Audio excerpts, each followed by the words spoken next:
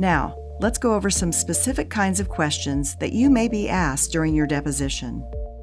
Question number 1 assumes facts that aren't true. The other attorney may ask you a question that assumes a fact about you or the case that may not be true.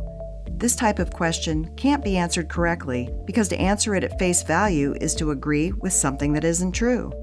For example, after you ran the red light, where did your car come to a stop?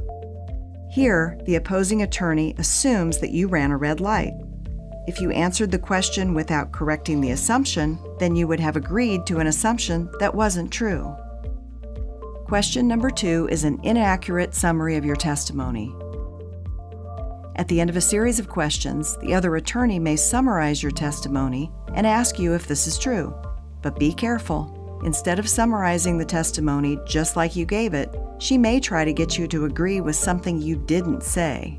For example, she might state, "You were driving west, doing the speed limit, you looked up and hit the black sedan in front of you."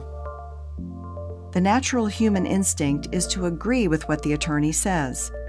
Listen carefully and correct any false statements. In this example, you might explain that everything is true, but your eyes never left the road and you didn't look up.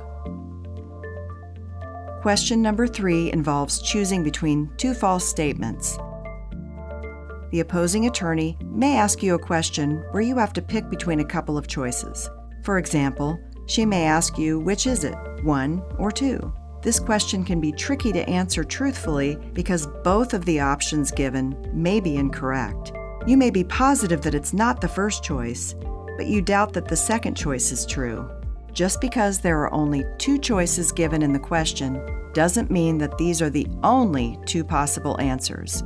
If the truth rests in a third alternative, then disregard the 2 choices that have been given to you and clearly state the correct answer.